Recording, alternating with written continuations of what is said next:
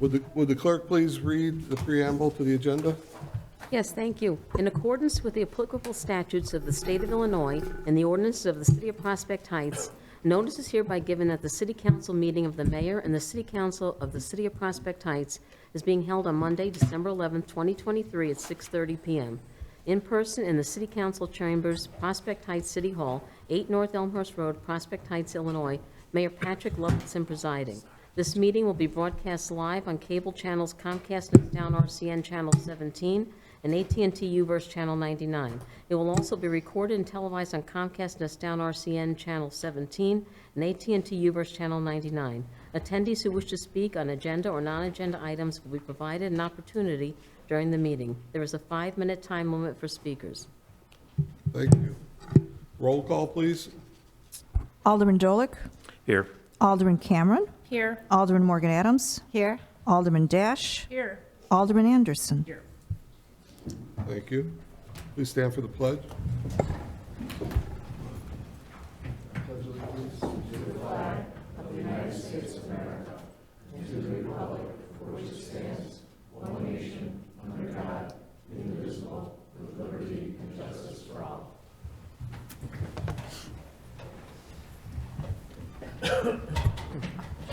Approval of the minutes. We need to approve the November 27th regular meeting minutes and the November 27th Truth and Taxation hearing minutes. So if everybody's read those and has no questions, I need a motion to approve. So moved, Morgan Adams. Second. We have a motion and a second. Roll call, please. Alderman Anderson. Aye. Alderman Dash. Aye. Alderman Morgan Adams. Aye. Alderman Cameron. Aye. Alderman Dolick. Abstain. Motion passes. We have a couple of presentations today. The first will be from the Police and Pension Board. Tom is here to go over Police and Pension Board issues with us. Thank Good you. evening. Seasoned greetings to everyone. Thank you. Glad to be in front of such a distinguished audience.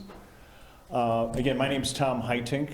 I'm a trustee of the Police Pension Board. I've been on the board for the past 3 years. I was invited to join the board by the former mayor. Over the last few years, the trustees and myself have discussed the need to have a direct communication with the city. We've not made any presentations to the city since I've been on the board, and it just made sense to us, since we're probably the second largest expenditure in the city's budget, that we occasionally present what we're doing with all the money that you've provided to us over the years in support of the eventual police pensions. We think it would make sense if something like this be done on a regular basis as opposed to haphazardly. We can talk about that in the future, but again, that's the reasons why we're here today, to explain to you what's been happening with the police pension and make some recommendations about how to think about funding on a go-forward basis. There's been a couple of significant changes to the police pension in the state of Illinois. Many of you are probably aware of that. The most significant being is that all the fund assets for both fire and police and support pension funds throughout the state of Illinois have been consolidated into a singular fund. So we as trustees no longer directly manage those funds. They were provided to the state through the consolidation program about a year ago. There was a lot of debate as to whether or not that was a good thing for the local pension funds. Nonetheless, it's happened. There was a bunch of litigation surrounding it. A number of the pension funds didn't want to have the state managing their funds. But again, the funds were transferred to the state about a year ago. I personally think it's a great idea to do that. We were paying probably almost 75 basis points in investment advisory fees On a go-forward basis, there's going to be a significant reduction in those investment advisory fees, probably to the tune of 5 or 6 basis points, so a fairly significant reduction. But in addition to that, there's going to be a lot wider range of investment opportunities that the funds are going to be able to be invested in. And in particular, and more importantly, it's removing the biases of the trustees in directing the investments of the fund. So we have a much more professional investment staff that's hopefully going to be able to pay off in higher returns on a go-forward basis. So that's done. And so what we as a board are left to do is administer the benefits and approve new members and approve people to begin their benefits on behalf of the fund. What I'd like to do then is provide you with sort of a snapshot of the financial performance and where we're at with respect to the police pension fund. And there's 3 exhibits I'd like to just share with you. The first one's called the funded status report. And if you look at the funded status, and what we've done is summarized over the last 6 years where we're at in terms of funding. If you look at, again, Exhibit 6, I put a box around the funded percentage. That means the value of assets compared to the actual present value of the liabilities of the plan. We haven't made all that much progress relative to funded status. It's been around the low 60s in terms of the percentage funding percent. The last measurement date of April of '23 were a little less than 62%. Let me just go through a couple of other schedules and explain what's happening. The second table that I have here is sort of a roll forward of the fund balance from the beginning of the plan year to the end of the plan year, and for the last 6 years. And again, I'd like to ask you to focus your attention on the data that's within the boxes. And what you'll see then is the total contributions, both member contributions as well as city contributions, compared to the member benefits. And in and around 2020, you'll start to see that the benefits being paid to the members are starting to exceed the actual contributions. So it's tough to increase the overall funding percentage when you're paying out more in benefits than the combined contributions of both the city and the members. And so that's one of the reasons why we haven't seen any substantial increase in the funding percentages over the last few years. There's also been, the last couple of years haven't been kind on investment returns, and that certainly has a contribution. But in my view, the biggest contributor to the lack of progress in increasing the percentages is, in fact, benefits exceeding contributions.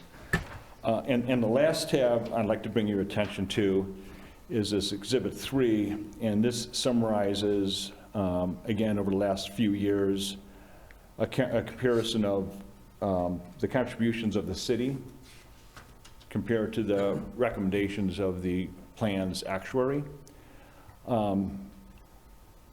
Going back to 2018, the percent contribution by the city was almost 138% of the recommended contributions.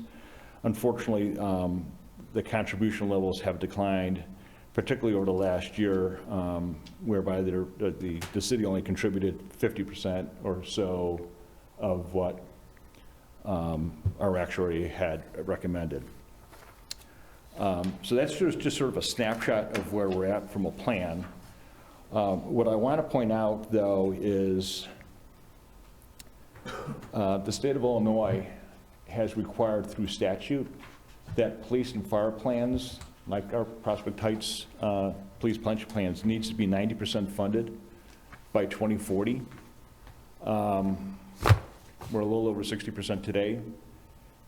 To be able to get to that level, there's going to be a need to step up significantly the increase of city contributions to be able to make that happen.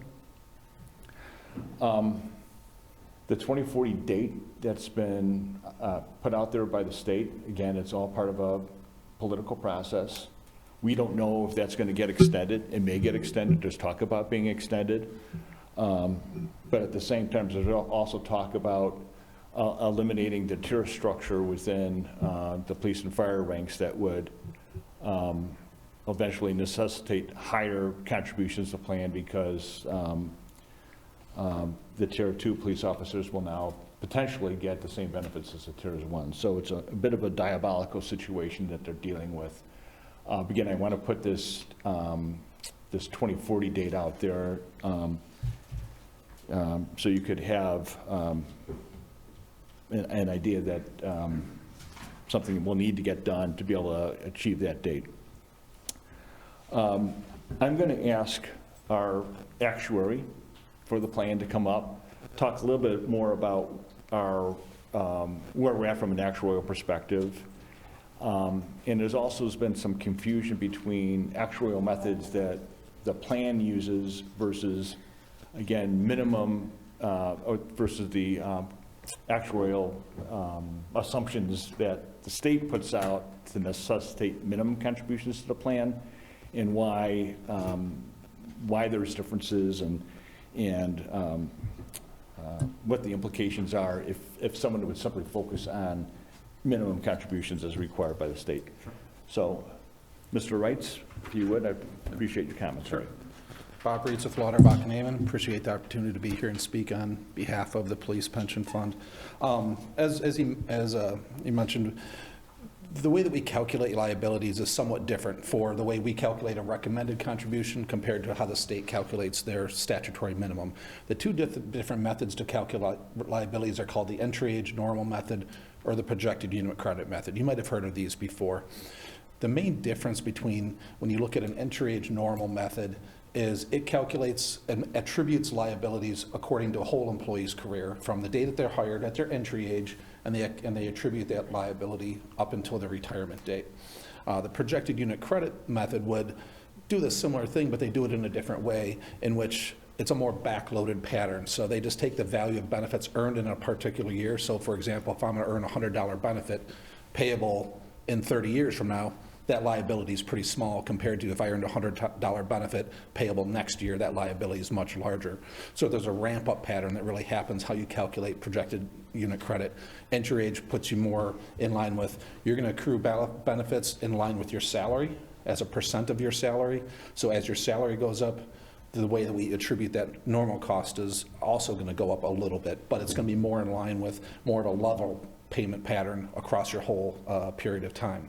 The entry age normal within the public sector is used predominantly by most funds, 90% plus, not just here in Illinois, but nationally. Also the GASB financial statement reporting that you have to produce on your financial statements require the use of the entry age normal method. The projected unit credit is a good method. It is a sound, reasonable method. It's used predominantly in the private sector, and that would be also the required method to use by FASB when they do the financial statement recording for Fortune 500 companies and so forth. The main reason why we would use a difference and why we would use the entry age is because when you look at a policeman, when you look at a fireman, when they change jobs, they might go from department to department, but in general, they're going to be in that employment category for their whole career.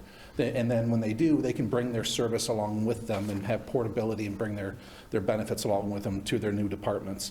That doesn't happen in the private sector. In the private sector, you're going to change jobs 3 or 4 times. You might take a lump sum payable out of your prior fund. We don't take lump sums here by Illinois statute, so you're paying the benefit as an annuity. So again, keeping the benefit payable and accumulating the benefits according to the way that the members are accruing the benefits and then how they're going to get paid makes entry age normal a much more viable option than what we would want to use for projected unit credit. However, as I mentioned, when calculating the statutory minimum does use the projected unit credit method. And why would it do that? It creates a lower cost, okay? So it's a little bit lower cost. It uses what's called a level percent of pay basis, which would be a lower basis as well. Consider a mortgage on a house, for example. You're typically going to pay the same amount every year until that loan is paid off. That would be a level dollar approach. A level percent of pay would be a low amount in first year. It increases each year until that amount's paid out. So again, calculating the statutory minimum uses a lower amount with regards to the way we attribute or calculate the liabilities. It uses a lower amount with the way that we calculate the normal costs and the amortization method of that unfunded liability. And then also, when we're doing our report, we use a lower expected rate of return. We use 6.5% for the police pension fund. The state's using 6.8% for the statutory minimum. So what happens is, the lower that investment return goes down, the expected return goes down, the higher the contribution would be. When you think of contributions to a pension fund, there's really only 3 ways money goes into a pension fund. One, by employee contributions, which is already locked in by 9.91% of pay by statute. There's investment returns, and there's city contributions. So city contributions are very valuable. And as we pointed out before, contributions are lower, or your benefits paid are lower in the, or your benefits paid are exceeding the contributions coming in. You're putting much more reliance now to keep the fund to progress on the return of assets. We're a very volatile economy right now, post-COVID. It's been up and down. We haven't had great returns in a couple years, so it's kind of risky to, again, put yourself in the category where we're relying solely on investment returns to make our fund get to 100%. So the use of a funding policy to try to make the contribution side grow, and then if investment returns are favorable, then that just helps both parties. It helps the fund, and it helps the city maybe limit future contributions in that regard. Any questions on that? The other thing I wanted to go through, we do in your board packet, is just the results of our actuarial evaluation. There is a presentation within your packet. I'm going to just walk you through what we determined this year. So this would be the valuation as of May 1st, 2023. And this would be the basis for the contribution that the board would like to recommend for consideration for funding. The top line item on this page, on page 2, titled Recommended Contribution and Funded Status.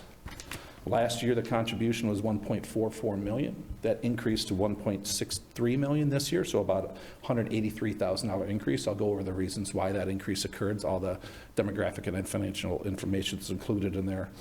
Another item we have in place when we're talking about cost methods is not only attributable to liabilities, but also attributable to assets.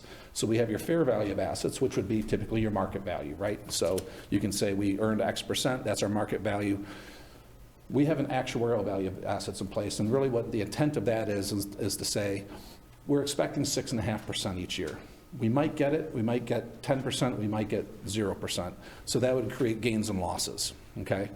We don't want those gains to losses to create a lot of volatility in your contributions. So for example, if your asset return is really low on a market value basis, your contribution would spike, and vice versa. If you had a really good return, your contribution would drop. What we do is we smooth those investment gains or losses over a 5-year period, only taking account into 20% each year. So it's a straight line amortization. And the intent is you're going to have some good years, you're going to have some bad years, but we want to keep you in a more narrow range so the volatility doesn't exist. We can have things a little bit more predictable, a little bit more level going forward, so you can make better informed decisions on what the results would look like. So if you look at this table, for example, in the current year evaluation, right now we had $20.65 million in the market value. We have $21.94 million, so about a $1.3 million difference in your actuarial value versus your market value. What that tells me is you have $1.3 million of investment losses, so you haven't received the 6.5% over the last 3 or 4 years on average, so you're deferring some losses still. You haven't recognized them all yet. But that keeps your funded percentage a little bit higher, keeps your contribution a little bit lower than if we were to value that on a market value basis. That's also what we use when we're talking about your funded percentage. If you look down at the bottom there, we have the funded percentage calculated on both different metrics, 65.26% versus 61.43%. So about a 400 basis point difference just with regards to how we're valuing the assets and what that $1.3 million of deferred losses out there that hasn't been recognized really means to the plan. Okay? Last item there being your actual accrued liability. So this is the liability that's been generated for all your members currently in pay status, and also your actives, and the actives also accruing additional liabilities going forward. That's at $33.6 million. So if we take the difference of that 33.6 actuarial liability less your actuarial value of assets, we have an unfunded liability of $11.67 million. That's the amount that when we're calculating the contribution, we're amortizing that. That's when we're talking about that 2040 year, we're amortizing unfunded liability by 2040. That's the basis of what that amount would be, is that 11.7 million. Does that assume benefits are only earned to that date, or are we assuming people are going out to their full 25 or 30 year, depending upon which? So we calculate what's called the present value of future benefits, okay? So the present value of future benefits is we do exactly that. We don't know exactly when any member is going to retire. They can retire as early as age 50, and we go as late as 65, and we assign probabilities at each and one of those ages. So, for example, a member age 40 with 10 years of service, when he hits 50 of age and 20 of service, he could retire that date. We only take into account 11% that he's going to retire at 50-20. 89% would go forward. His salary is going to go up for one more year. Another 11% probability he could retire at age 51, and so forth. So we do take all of that into account when we calculate that present value. Okay? Going to the next page, I just want to go through, and I'll speed up, don't worry, I'm not going to take all night here. When we calculate how the contribution changed for the year, this is the reconciliation of all the demographic and the financial actual experience that goes into that calculation. The first line item is being expected changes. We would expect your liability to increase by approximately $1 million a year. Part of that expectation is what's called the normal cost. That's the accrual of benefits by all your actives. As they accrue one additional year of service, they accrue an additional liability to the fund. The interest that's earned on your existing unfunded liability, you have $30 million of liability out there. 6.5% interest on that's going to be included in our expectation. Then we also take out the benefits that are paid through the year, and $1.2 million of benefits taken out there. And then as we amortize that increase of $1 million, it would increase your contribution by approximately $47,000. Salary increases were a little bit higher than expected, increasing your liability by about $134,000, your contribution by about $21,000. Your actuarial experience, this would be all your demographic changes for the year. And you didn't have a lot. You had one member retire. Typically when a member retires, as I said, when we're projecting things out for up to 15 years, when they retire prior to that, usually the liability would go up, so that would increase your liability, increase the amortization, but we're no longer paying a normal cost for that member, so that component of the contribution will go down. So there are offsetting effects when a member retires. You did have a new hire come in to replace that retired member, and then no other experience happened. So other experience, I would say, all your retirees stayed alive. Right? So that's a decrement that we do take in place for retirees, is mortality. Is if members are living longer than expected, that's going to be an increased cost to the fund as well. Plan changes, we did have a small plan change with regards to an interpretation of the statutes by the Department of Insurance as it relates to the Tier 2 disabled benefits and the COLA benefits that they would be entitled to at age 60. We took that into account this year, having a small decrease in your contribution of about $12,000. Your investment return less than expected. As I mentioned before, we had a 6.5% return. Your actual return on a market value basis for the year was 0.84%, so considerably less than what we would have expected. Even though we're still only recognizing 20% of that through the actuarial value of assets, we still have an increase to the contribution of approximately $25,000. And then the contributions less than expected. If we compare the $756,000 you actually put in last year to our recommended amount of $1.44 million last year, that difference would create approximately a $58,000 increase to your future contribution as well. Okay. Any questions on that? Okay, going forward to the next page. Recommended contribution breakdown, this just breaks it into the two different components of what we use to calculate your contribution. You'll look at your normal costs. This is the employer normal cost. So the member accrues a year of benefits. They pay for a portion of that through their employee contributions. This is the remaining employer or city contribution that would be required. That actually decreased by approximately $8,000, mainly because I spoke of that member who retired had a higher higher pay, higher salary compared to the new hire, there would be that difference there in the normal cost, that this new member would have a lower cost. Also, a Tier 1 being replaced by a Tier 2 member would decrease that contribution as well. And then your amortization of unfunded liability increased by about $191,000. So again, your liability increased by $1.3 million, your unfunded liability increased by $1.3 million, and we're amortizing that over a 15-year period. And that's how we balance out to that amount.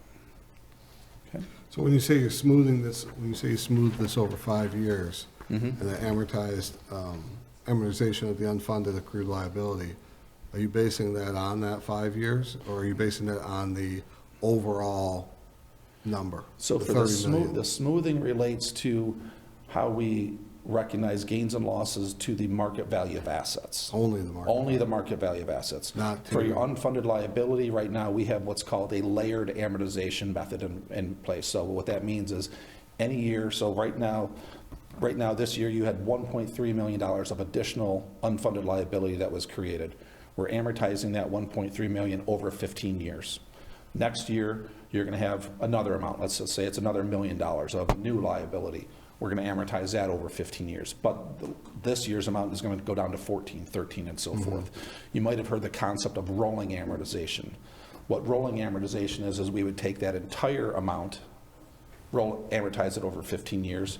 Next year, we would take the whole amount, amortize it over 50 years. So we don't have these layers in place. We're just rolling the whole bucket. And in theory, what happens is you're never going to pay it off. When you keep rolling everything forward, there's no end point in sight. So by putting layers in place, we always have an end point to each year of individual gains and losses, or increases or decreases in unfunded liability that's going to stop at some point in time. And that's a preferred method.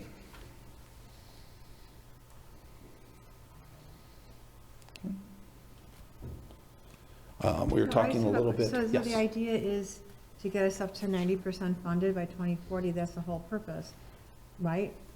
That's the purpose. That's the but- minimum requirement, correct. Right, but I mean, but how realistic is that? I mean, most of the cities aren't going to be able to do that. I don't think. I mean, are they? I mean, a lot of them are a lot lower than we are. Yeah, so where you're at 62% funded approximately, you're about in the median. You're about the middle of the road as far as Right. all Illinois police and fire pension funds go. That's the minimum required to get to 90%. The obvious goal is to get to 100%, making sure you have benefits payable to all your police and firemen. Every fund and what's. Well, can you share, I mean, how do we get to the point? Because I think there's a lot of numbers, actual Right. stuff, but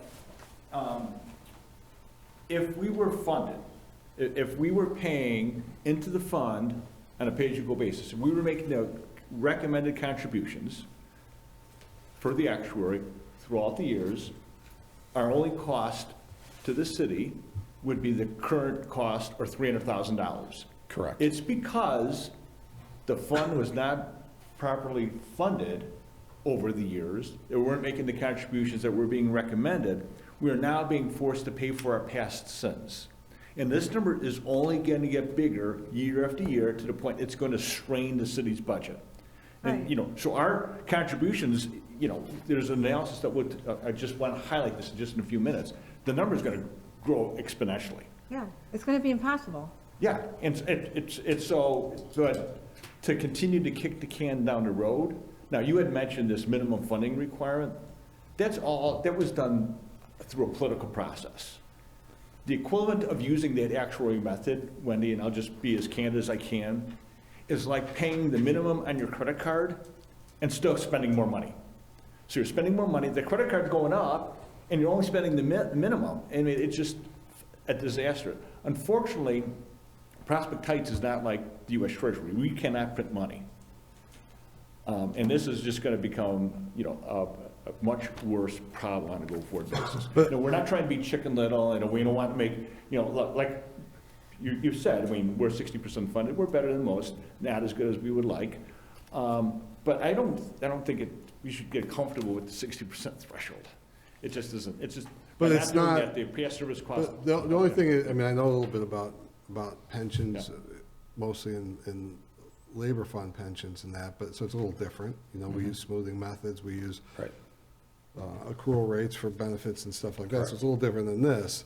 But just so everybody understands, because I could see how if this is the first time you're hearing about pensions and how they're funded, it's a little overwhelming, still overwhelming to me, Yeah. you know, so, but it's not meant to be that, you know, you have to be at 100%, right? I mean, because once you get to 100%, we make that same contribution we made the year before, what's supposed to be there, and all of a sudden, the market takes a dump and it's Right. down 12%. Everybody looks at, what's wrong with you? You're at 97%. Right. Why'd you lose 3%? You know, and I do understand as we get more funded, the market will have less impact on us, right? So Right. swings in the market, right now, at this time, we're very dependent on contributions more so than market return because we don't have enough in there for the market to really help us that much. Right.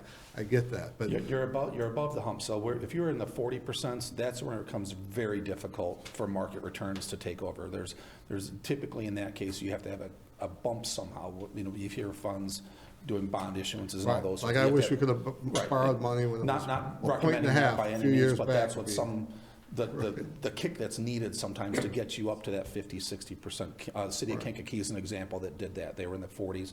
They just did something to get them to the 50 to 60 point range. So then the assets can actually start working for them. And, you know, when you're talking about, you know, is it possible? It is possible. Look at IMRF. IMRF's 100% funded. Now, granted, They don't what have do they do? compounding they don't have compounding They bill COLAs. you for their recommended contribution amount. You have to pay that regardless Right. before you pay any other city expense. So they have a way to do it. It's an extreme way, but it worked. It got them to 100%. And like you said before, a year ago, they lost 20% in the market. So now they're chipping away and having to pay that back again. But So- your concern, or the concern of the board, is more that getting to a consistent, reliable city contribution. Right. I mean, your whole message is consistency in the contribution at a Right. level that makes sense, so that it is at least stable, and then when we do hit our expected rate of return, or assumed rate of return, then we are doing what we're supposed to, because then we're gaining a little bit on that balance. Correct. It's not so much to say that there's something here that we got to shovel, you know, $10 million into. It's more a matter of, we just have to figure out how to make it consistent. Correct. Getting what's called a funding policy in place. How are we going to attack this? Again, it's not a short-term fix. Pension funding is not a short-term fix. It's a long-term. It's over many, many years, decades, if you will. You know, here we're looking at, you know, to 2040, approximately 17 years, and that likely will be extended. But getting there with a little bit above what's the minimum would be more advantageous. But you've used like a couple different timeframes. So when you do this and you come up with and you smooth this over 15 years, what are you aiming at to get to when we see these numbers? Like, when we see that you say that we should be at $1.6 million, what is the expectation of the end result? You said that's a 15-year horizon. Does that get us to 100? Does that So get us to what 90? would happen is, if you did that policy, and there's some projections in the back here, we did do some projections for the fund, that if we did the 100% target, amortizing over 15 years, the fund would get to 100% by the year 2038, by contributing approximately 20, Yeah, it's page 5. page 5, and, yeah. Page 5 of the last supplement. This actually would be pretty illustrative of Right. what we're talking about. So, page 5 of the supplement, what we project forward. It looks like this guy here. It's page 5. For everyone Is that at the end of your report? And Yeah, after the presentation piece, there's another document that Page has some 6, charts included or in there. page 5, It's like our page 30, yeah, 34. 34. Okay. Yeah. So there's two analysis. Right. One, a projection, if you use the LNA projected contribution levels, it shows that total contributions over the next 15 years would total $25 million and get you to 100%. Now, interestingly, if you turn to the next page, and this is what gets. I think what's important to point out there is that, look at the last year of that, the 2038. That makes the city's contribution $608,000. And, you know, that's in today's dollars. You're not, it's $608,000 in 2038, correct?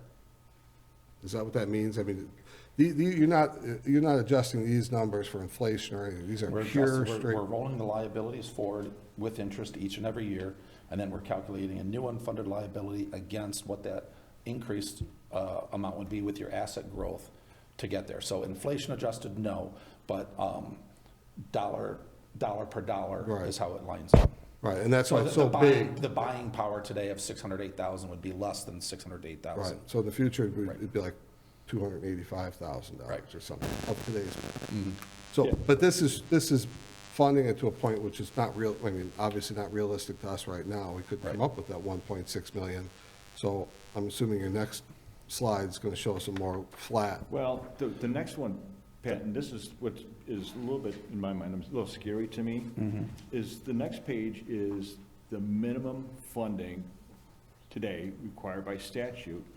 And this shows to get to less than 90% funding status, you got to spend or contribute $29 million.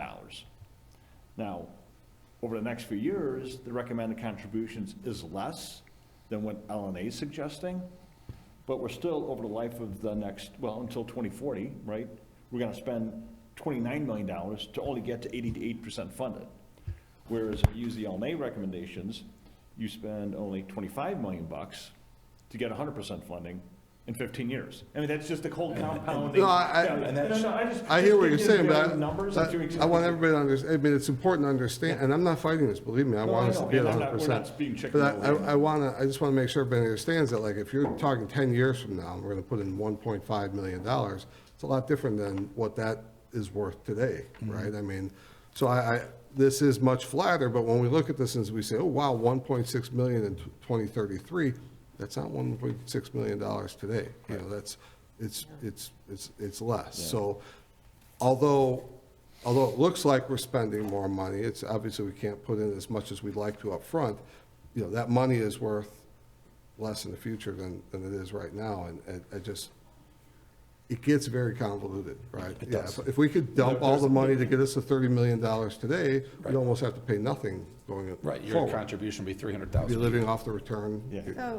So this is my question. I mean, this is not reasonable. It's not possible. I mean, maybe we can contribute 240,000 this year, but, I mean, we're not going, I mean, more than what we've already contributed.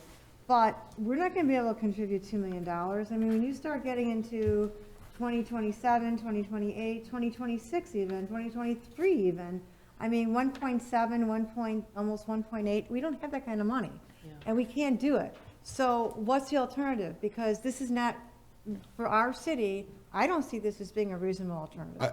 I'm sorry, I really think, don't. but I think what they're asking, they're telling us, they're just showing us two different methods to get there. I think- I get it, think but- if you look, Look, Wendy, I totally agree with you. Yeah. There's only so much money. Right. Yeah, but we just presented two alternatives to give you an idea of the incremental cost that you're gonna be paying by kicking the can down the road. Right. That's all we're trying to Well, demonstrate here. Yeah, no, and I get that. So then the Yeah. question I have is, what are the alternatives? Well, you're talking about a bond referendum, or what No. are we talking about? no, I mean, I think what they're, We're just, look, I'm sorry. No, go ahead, go We're ahead. talking over you. Honestly, our end game here today, bar none, is trying to, have the board come together collaboratively and see if there's a way we could identify some kind of funding source, or at least a funding policy, to be able to contribute more than the minimum. Minimum is just a total, minimum credit card approach, and I just don't think the next generation of aldermen will be, they won't be dancing on your graves for sure. They will not be happy with you. but I think when you show us that higher level of how we, if we contribute more up front, we're going to gain not only from the increase in payments, but also on the return, because now we got money in the account that we're getting a return on. I think the key is for us to look at page 30, our page 35, which is what your 17-year projection is, Yeah, so the- where it starts at 878 That's minimum That's for a recommended contribution. That is attainable. So, Right. and when we look at that going forward, can we keep up with that? I think I think we're being told, or not being told, what you guys are suggesting is figuring out how we can get to an 878 level now, and then assume that we're gonna be increasing it from that every year going forward.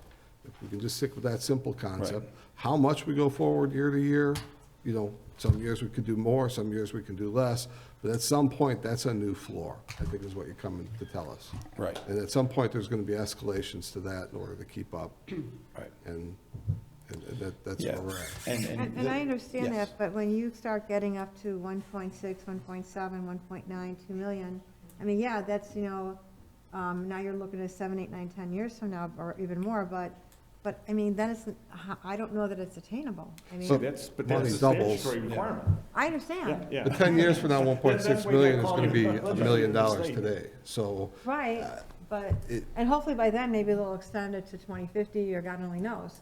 Because I don't And think any of the other Really, cities are that's gonna a be able to do this long-term either. It's not bad just us. prospect for the Yeah. fund. Right. Yeah. Right, and 100% is not the goal. I mean, it's not the goal to be at 100%, so be as close to that as you can. And I agree with that. I mean, you want to get to a cost that's manageable. Correct, right. And that's, And I think, the predictable. goal here And is that's really to. what- that's really what yeah, you wanna You want to get to a cost that's come back and just manageable. say- By contributing to the 90%, it does have an adverse effect to your financial statements as well when we do your GASB 68 work. So what happens is, if we project that you're not going to have enough money to pay all your future benefits, and by contributing on a 90% basis, that would be the case, you're going to have an increase of unfunded liability, what's called net pension liability on your balance sheet. So what does that do? That affects your rating agencies, your debt covenants, and all those sorts of things that are showing, if we're showing, $15 million of unfunded liability here, you might be showing $22 million of unfunded liability on your balance sheet. And that difference is looked adversely by some agencies as well, so. And in all fairness, I did ask this isn't all, I mean, you guys put this together, but I asked, what would it look like if we went up 1% a year? Right, and Because that is that gets included us as to well. the, closer Yeah. to the 90%, Right. so. Yeah, but unfortunately, Pat, that didn't meet the minimum funding standards under statute. It meets the statutory funding standards, but not what we need to, No, it not doesn't our even funding meet the standards. statutory requirements. It was less than the statutory requirement. What went in was, I hear what you're saying, but you're saying if we pay 878 in our valuation date of 5/1, and we put that in, we're staying on track to meet our requirement. If next year it's 5,956, we're staying on track. 1,010,000. that would- Yeah, right, yeah, Right, so exactly. I'm saying it's already here, and, we do take in about 4 or something from property tax, we do put in our own amount, and, so, I mean, this is not unattainable. I mean, I didn't want everybody to like freak out at that first one where you see the $1.6 million right away, but, I think what they're asking us is that we have to be cognizant that we have to, we have been told, and now we have a minimum threshold that we have to figure out how to meet going forward. It's not meant to tell us what we have to pay each year, every year going forward for the next 20 years. We have to get on a certain path. And it starts at 878 and goes from there. If we're able to do more, we will. I mean, Of course. the quicker we can get to that number down the road, the more money there is to do other things. Right. Roads. Yeah, Exactly. exactly. Infrastructure. Yeah, that's the only messaging that we have today, and anyways, we appreciate the time No, to go through. And I know this stuff I is could really talk about this dry, all night. but it's like, you know, if we don't address it now, it's gonna be a bigger issue 5 years from now. Right, we get it. And I do appreciate you guys coming in to go over this and bring it up, and maybe twice a year, we should have you come in and bring a report card. Yeah. All right, so good. Thank you, appreciate Twice a it. year. Thank you. Thank you so much, thank you. So how about twice a year with staff? Oh, man. You're a numbers person, too. I found the presentation to be delightful. But I'm saying, I do think that we value, though, our staff's recommendation, right? We have an excellent team of staff and consultants, and for them to, summarize to us what they think is in our best interest, I think is always helpful. But I think their point kind of is that they have been, and we haven't. So sometimes being in a public forum and hearing somebody tell us we need to do something gets that, we got to get it done. Because frankly, we've been hearing this for years. I've been here 23 years, and they've, not they, you guys, but police pension has never come and said, hey, you know what? hold back a little bit, because you guys are killing us with all this money, we don't know what to do with it. But sometimes it does have to be brought up like this, and that's important. Maybe we do it once a year instead of twice a year. So, okay. Thank you very much. Next, we have Mr. Kearns to tell us about the airport. If I could, I'd like to follow up on the presentation that Tom just did. I'm also a citizen representative on the pension board, and you didn't know you were coming to an MBA level course on actuarial sciences tonight. But historically, when we were first elected in 2003, we looked at this pension fund and discovered the city hadn't funded for several years. There were gaps where nothing was funded. Zero. And that somewhat came because it was a relatively new police department at the time, and they said, look, these guys aren't retiring for 30 years, we'll catch up with it down the road. Our purpose in doing this, a little bit shock and awe, I recognize that, but also just that you as elected officials are aware of where we're at. We've had good meetings with Pat and Joe and Bob, a couple of meetings to go over this before it was brought to you, so it wasn't new. I know Joe and Pat and Bob are looking actively at other ways to get funding for this, so this isn't like we're just trying to dump it in your lap and say, fix it tomorrow. So we recognize that this is going to be a process, and we do need to communicate better, as was said right from the start, as Tom said. Several years we didn't do any presentations. You just got your request for funding through the city administrator's office, and you said, oh, we'll do what we can, and you went on. We just want to make you aware that this is not just a state of Illinois crisis, it's a local, getting to be a local crisis. It shows up on your tax bill where we're funded, in that line there for the police pension liability. So, we want people to be aware of it, all right? And just to point out, if you look at your tax bill, I think county is in the mid-30s on all their pensions. It's right on the tax bill. It says what percent funded they are. So that's, if you're worried about this crisis, that's a... Now, that's another one.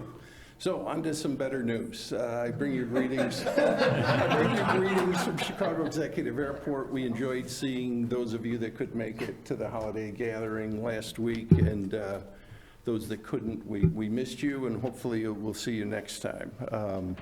I'll give you some numbers first, because it's been a couple months since we appeared before you. In our mid-year, which was November, we were about 54% of revenue on our budget. Our expenses were just under 40%, so we're doing fine from a budget and income perspective. Our 12-month operations are down slightly, but still very strong at just under 98,000 operations annually for the airport. Fuel flowage, again, just under 8 million gallons a year that we pump through, that we're also, receiving fuel flowage fees on. Couple of things from operations perspective, our sound insulation program, we currently have 619 applications for that. Some insulation is going to begin here this month, and we're going to do additional noise testing in January. One interesting thing that we had 3 homeowners that had been through the testing and approved. They backed out of having their home insulated. Either one reason was because of the language in the aviation easement. The other 2 were just older citizens who didn't feel they wanted the contractors in their home. Unfortunately, when that happens, it costs us a lot of money to have done all of the testing and preparation for that. And so we've asked our coordinator, Penny Merritt, who runs that program, to be really strong in letting them know that if they get through this and they have us do the testing and then they back out, the language says we could pursue them for those costs. We at this point aren't considering doing that, but we want them to be aware of that when they sign up for the program.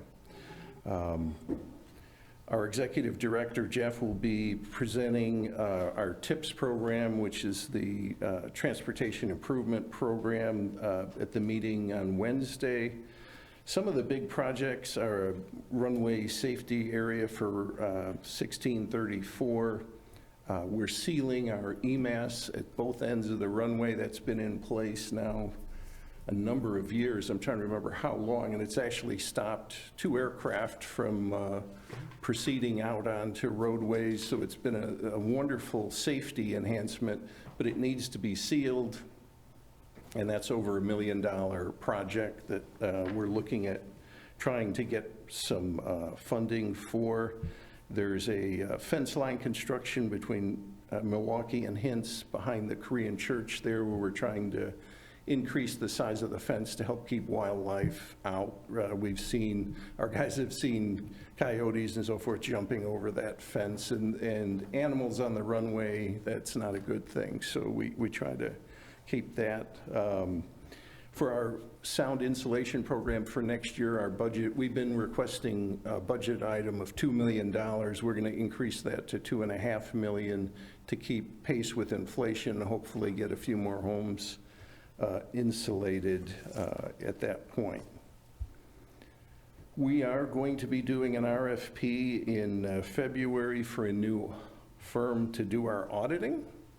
I'll just leave it at that, those of you that are dealing with our and some exciting news, we're working with Sky Harbor. You may know that we signed an agreement with a firm called Sky Harbor that occurred during October at NBAA.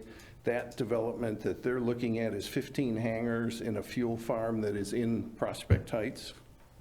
And we're working on an agreement with the FAA that has to do with the closing of runway 624, because part of their development will be over in that area. So we're trying to get all of these things. There's an environmental, there's also a stormwater master plan that has to be done concurrent with this project. So we're trying to get those all done at the same time. Our airfield lighting project is complete, and this was converting incandescent lights to LED for our taxiways and runways. Also added a new airport beacon on top of the control tower. That beacon is LED, and it can be seen up to 60 nautical miles out by pilots now. We have a very, between our community here, there's a lot of light as it is, and so that beacon was hard to see. The old one with this new beacon, it really adds to the safety factor for the pilots.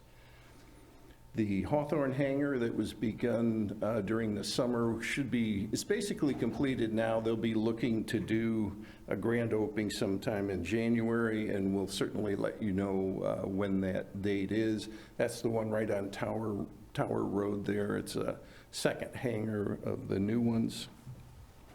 We had 2 Rebuild Illinois projects. One was a roadway in front of Atlantic Aviation along Wolf Road there. That was completed. And we've got one other one that'll start in May that's going to fill in a gap in a ramp between Sumac and Industrial. Let's see, what else? We have, as you know, we talk about the state of Illinois, the federal government. For FAA funding, we've had another stopgap bill that basically put funding in through the end of December, and then the FAA will once again be out of money and looking for a permanent bill. And so what we need is complete reauthorization for the FAA, and right now they're just keep kind of kicking the can down the road, to use a term that we've used a few times here. So hopefully the federal government can get that worked out. We've got 2 interns returning for winter break from Southern Illinois University. Another way that we're trying to get youth involved in aviation. They were interns that were with us during the summer, and so it's exciting that they had a good enough experience that they wanted to come back over their Christmas break. and helps plow snow out in the middle of winter. Anyways, so that's really the only things I've got to report. Any questions, I'd be willing to accept any questions anyone has. Any questions? Thank you very much. Thank you. Thank you. Happy holidays. Okay, we have no appointments, confirmations, or proclamations. Nobody appears to be here for public comment on agenda matters. Item 7, the consent agenda. I would like Joe to just maybe go over a couple of these items before we vote the consent agenda. If you don't mind going through items Sure. A and B. A and B is, these are second reading of ordinances that were presented at the last meeting. The first one, A, is regarding the Illinois Paid Leave for All Workers Act for City of Prospect Heights. The state recently made a change about paid leave for workers, but it allows cities to exempt themselves. And our city attorneys from Tressler reviewed the matter. They recognize there is an exemption for us.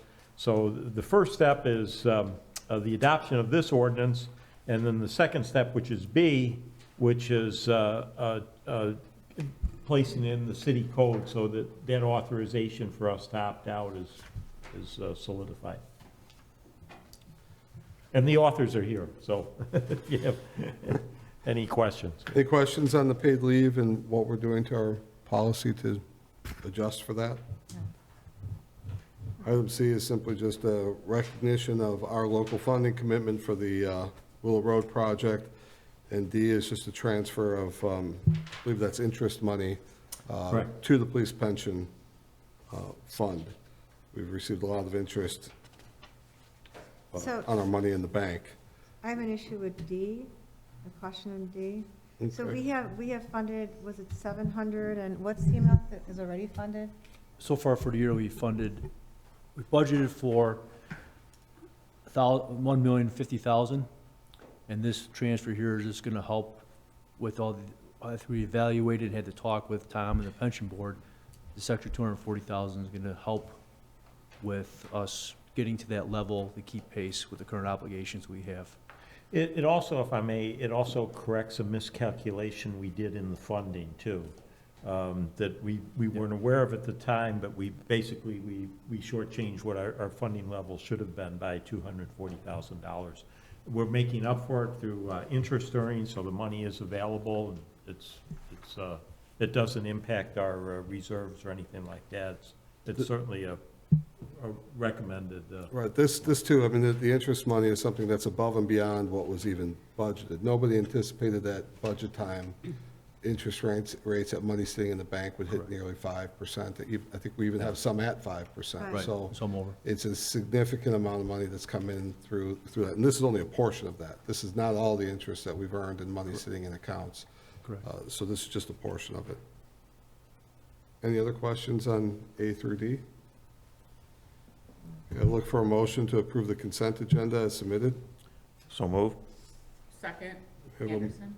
a motion and a second. A roll call, please. Alderman Morgan Adams. Aye. Alderman Dash. Aye. Alderman Cameron. Aye. Alderman Anderson. Aye. Alderman Dolick. Aye.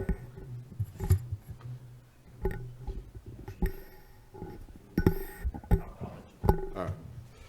Okay. Item, the omnibus, or I'm sorry, the consent agenda passes. Item 8, old business. We'll start with item A, approval of the 2024 City Council regular meeting calendar. My apologies, I misread the calendar and missed the beginning of Passover date in April. It should be the night before, so we'll come back just as we will with Memorial Day. Obviously, we're not going to have a meeting on Memorial Day, and make a request for a change of the meeting date, probably to the following Wednesday, I think. We're scheduled for a meeting Monday, which is the beginning of Passover. If we move that meeting to Wednesday, it'll correct that scheduling on the holiday, so. So you want to pass it, and then we'll change the dates? Yes. Okay. Yes. What we're asking for is to accept the calendar with the provision that we make adjustments in April for Passover and also in May for Memorial Day. So, my apologies. If everybody's good with that, we'll need a motion to approve. So move. Second? Roll call. Roll Ald- call, please. Alderman Dash. Aye. Alderman Dash. Aye. Alderman Cameron. Aye. Alderman Dolick. Aye. Alderman Anderson. Alderman Morgan Adams. Aye. Okay, motion passes. Okay, the rest of these, not unfortunately, but have to be read one by one here. So we can't do them as an omnibus, so we'll just get through them item by item. Item B, ordinance O 2329, staff memo and ordinance for the police pension levy, second reading. Need a motion to approve? So moved. Second. We have a motion and a second. Roll call, please. Alderman Dolick. Aye. Alderman Cameron. Aye. Alderman Morgan Adams. Aye. Alderman Dash. Aye. Alderman Anderson. Motion passes. Item C, ordinance O 2330, a staff memo and ordinance for SSA 1 levy. This is the second reading, and need a motion to approve. So moved. Second. We have a motion and a second. Roll call, please. Alderman Anderson. Aye. Alderman Dash. Aye. Alderman Morgan Adams. Aye. Alderman Cameron. Aye. Alderman Dolick. Aye. Motion passes. Item D, ordinance O 2331, staff memo and ordinance for SSA 2 levy. This is the second reading. I need a motion to approve. So moved, Morgan Adams. Second, Cameron. We have a motion and a second. Roll call, please. Alderman Dash. Aye. Alderman Cameron. Aye. Alderman Dolick. Aye. Alderman Anderson. Aye. Alderman Morgan Adams. Aye. Motion passes. Item E, ordinance O 2332, a staff memo and ordinance for SSA 3 levy. This is the second reading. I need a motion to approve. So moved. Second? We have a first and a second. Roll call, please. Alderman Dolick. Aye. Alderman Anderson. Aye. Alderman Cameron. Aye. Alderman Dash. Aye. Alderman Morgan Adams. Aye. Motion passes. Item F, ordinance O 2333, a staff memo and ordinance for SSA 4 levy. This is the second reading. Need a motion to approve. So moved, Morgan Adams. Second, Cameron. We have a first and a second. Roll call, please. Alderman Morgan Adams. Aye. Alderman Anderson. Alderman Dolick. Aye. Alderman Cameron. Aye. Alderman Dash. Aye. Motion passes. Item G, ordinance O 2334, staff memo and ordinance for SSA 5 levy, second reading. I need a motion to approve. So moved, Anderson. Second. We have a motion and a second. Roll call, please. Alderman Anderson. Aye. Alderman Dash. Aye. Alderman Morgan Adams. Aye. Alderman Cameron. Aye. Alderman Dolick. Aye. Motion passes. Last one, item H, ordinance O 2335, staff memo and ordinance for SSA 8 levy, second reading. I need a motion to approve. So moved, Morgan Adams. Second, Anderson. We have a first and a second. Roll call, please. Alderman Dolick. Aye. Alderman Anderson. Aye. Alderman Cameron. Aye. Alderman Dash. Aye. Alderman Morgan Adams. Aye. Motion passes, and just for the record, that's the second reading, so we didn't just fly through that like it was something that just happened. The original reading happened at the last meeting, and discussion was had if needed then. Item 9, we have no new business. Item 10, staff and elected officials and commission reports. I'll look to my left for any staff reports. Chief, Nothing, sir. anybody? To my right, any reports? Dan? Real quickly, gonna read it out again. Anybody who has chickens or is interested in the chicken debate, the Planning and Zoning Board of Appeals will have a public meeting on January 24th to get public comment on the issue so that it'll help us draft an ordinance moving forward. Thank you very much. What time is that meeting, Dan? 7 PM, and it's Wednesday night, January 24th, Here at City Hall? at City Hall, in this chambers, Great. So they bring your chickens? Yeah. unless it's fried. Thank you. Any other reports? Mark? Yes, sir. Thank you, Mr. Mayor.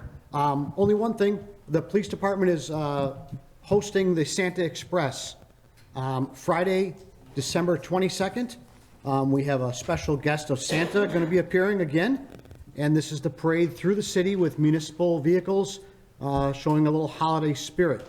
The police department Facebook has all the information on it. There is an interactive website, e-news, interactive map showing residents where Santa will be, where the parade is, Friday, December 22nd. What time is it? It kicks off around 6 o'clock. It's a couple hours of driving through the city and ends up over on the east side by Willow Trails Park. All the information is on the website, e-news, and Facebook. Every year, we have hundreds of residents standing in the parkway in front of their home or on their driveways, waiting for the parade to pass by. So it's quite an experience if you haven't had it. Thank you, Mr. Mayor. Thank you. Anybody else? Joe? No, thank you. Okay. Elected official reports to my left? To my right? Just to wish everybody a happy holiday season. All right, thank you very much. I was just about to say, I wish everyone a happy and safe holiday. Be kind to each other. And with regard to the Santa parade, I will have the honor once again of driving Santa himself in the Humvee. Hopefully we'll have a warmer weather than last year. Santa was quite cold, but yeah, happy holidays to everyone. Thank you. Item 11, approval of warrants. Can the clerk read the warrants and expenditures? Thank you. The total on the warrants was $1,944,517.78. Wire payments on December 1st, 2023, we had a payroll in the amount of $176,156.09, bringing the total warrant to $2,120,673.87 for tonight's council's approval, please. Thank you very much. So we will need a motion to approve. So moved, Morgan Adams. Second, Anderson. We have a motion and a second to approve the warrants. Roll call, please. Alderman Morgan Adams. Aye. Alderman Dash. Aye. Alderman Cameron. Aye. Alderman Anderson. Alderman Dolick. Aye. Motion passes. Warrants are approved. Nobody's here for public comment on non-agenda matters. We have no executive session, no action on that, so I look for a motion to adjourn. So moved. Second, Anderson. All those in favor, say aye. Aye. Opposed? Oh, man. We are adjourned. Thank you.